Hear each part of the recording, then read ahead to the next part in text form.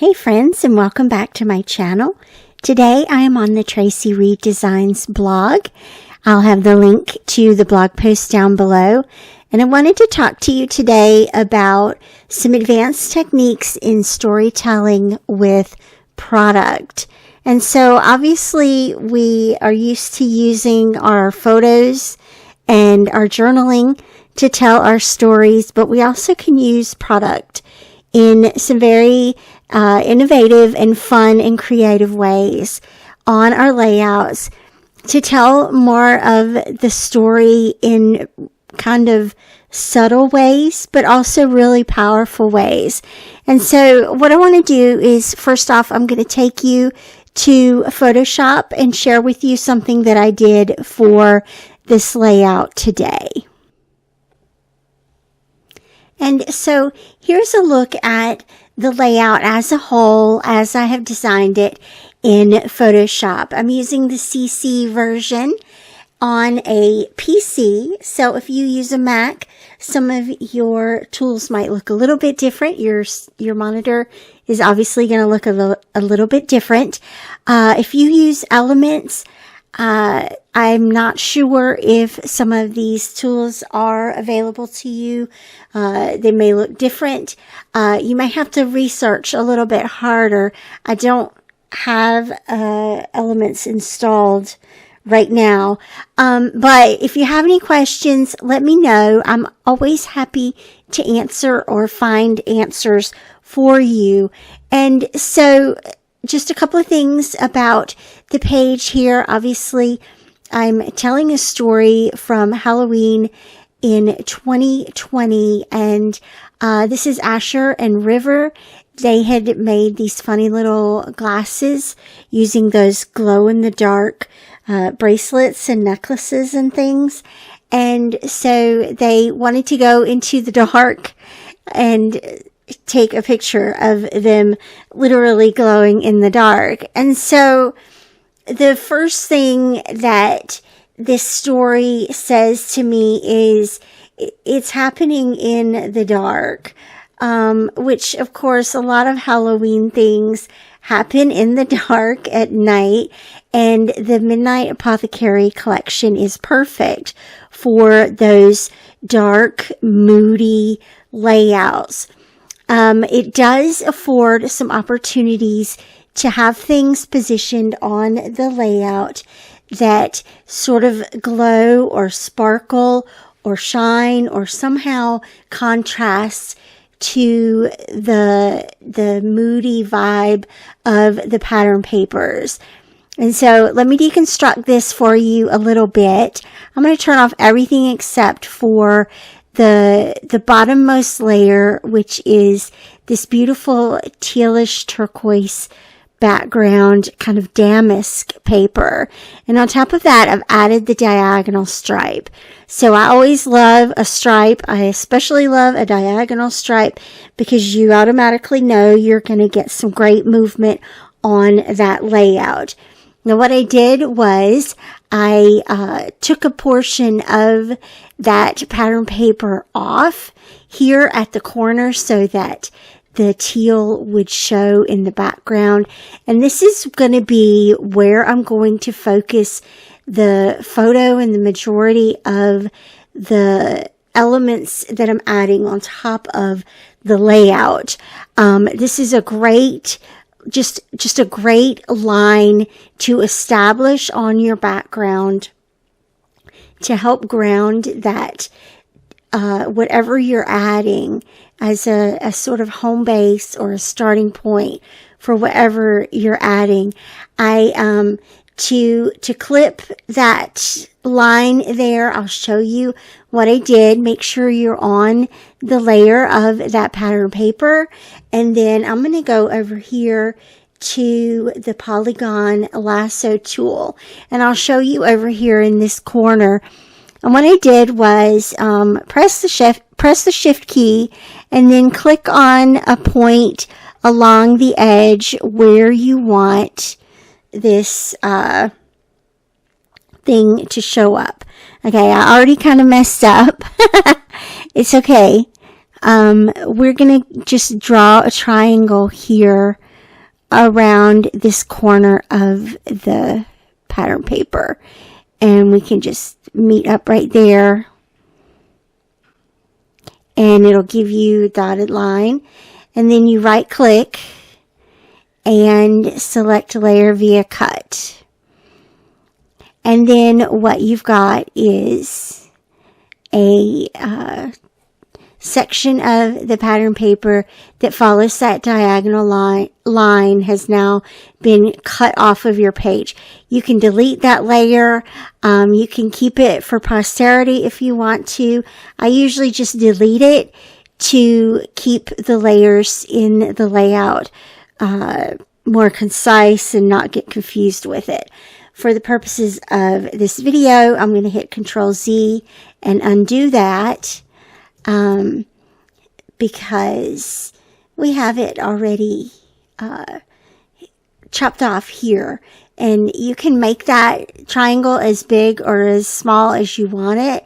I've left it kind of big on this area of the layout, just simply so that I had enough room to play with. And then in the spirit of having elements that sparkle and shine or glow on the page, I added some of these stars and the little moon and sunshine here to the page. And so they kind of pop off of the background here. And if you open up that star mixed media element, let me pull that up for you so you can see what it looks like in the kit itself. It's in the Ellie's pack. And we scroll down here. There they are. Now, what you can see is there's a lot of stars on this mixed media element. And, you know, you can use as many as you want. Let me go back to our layout here. What happens if you bring that entire thing into your page is that you're going to have a nice, beautiful row of stars here. And what I do is copy and paste that across the page, and then take your eraser tool. There's probably other ways to do this too, but just take your eraser tool and erase a bunch of them so that it's not so many. What I wanted was kind of the feel of the sky at night when just a few of those stars are appearing. I didn't want it to be a lot of stars, just some here and there across the page. And so you can kind of see how I've thinned that out a little bit and made it how I wanted it to fit across the page. And then I stole two of those little stars here to go along with the moon. So that begins to add the little glow elements on the page. Another thing that adds a glow element on the page, and this is something I had quite a bit of fun doing, that is these frames here. And when I pulled the layout together, of course the photo, let me see where the photo is. The photo is going to lay on top of those frames. At first I thought I'm going to use one of the frames over top of the photo just like you would any other layout. But then I thought about it, and I thought about how a spooky theme might be to have those frames be kind of mirrors, and to have the inside kind of be reflective. And so let me show you how I did that. I kind of tried to borrow colors that are in the collection just at a lighter tone. Again, bringing some brighter elements into the page and kind of glowing. Now, you could print these onto iridescent paper or glitter paper to increase the effect if you wanted to. But at any rate, let me show you how I did this.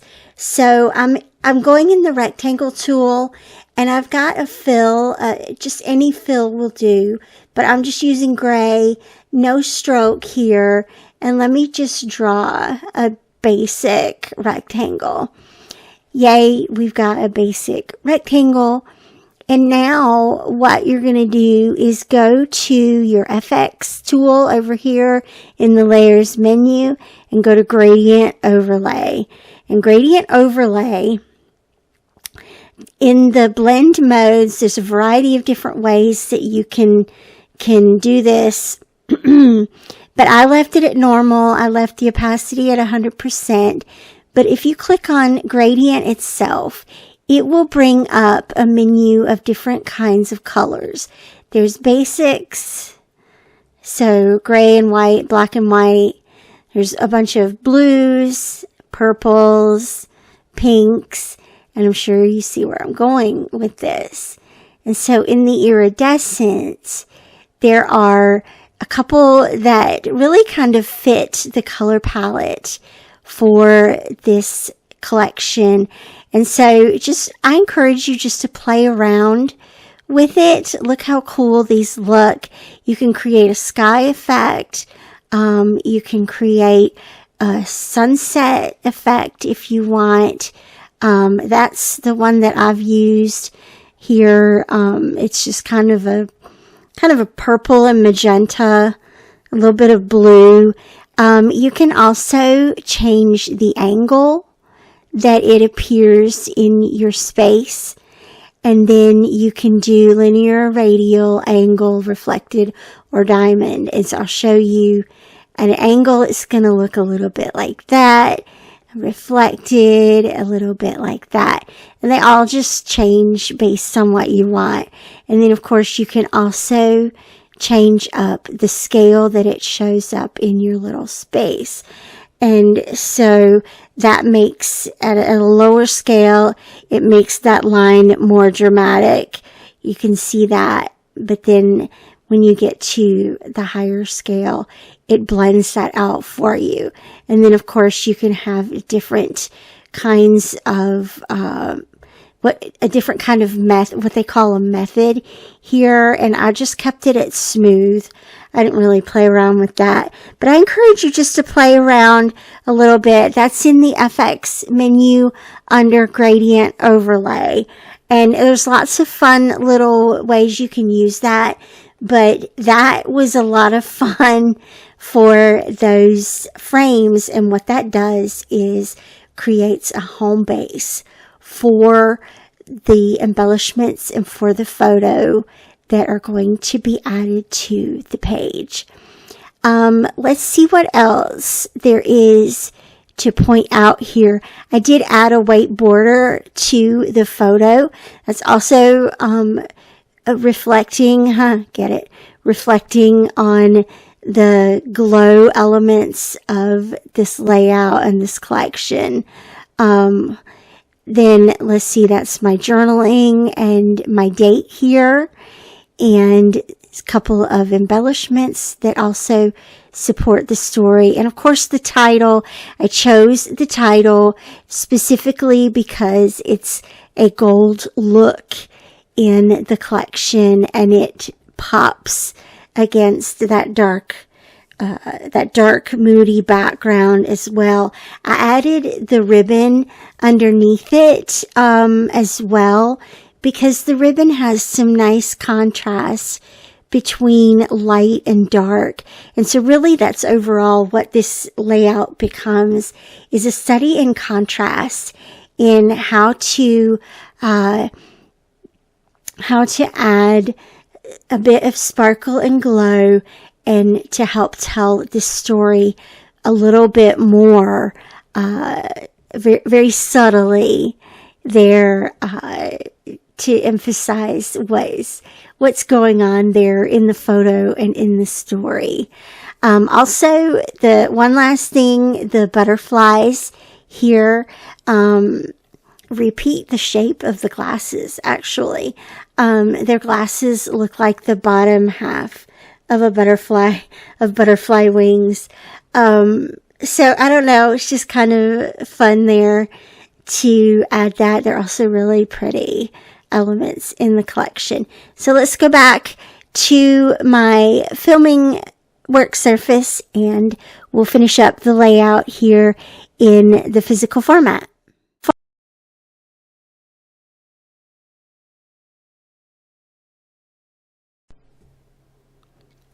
Okay, so here are these elements and photos and the background papers all printed out and ready to go onto the page.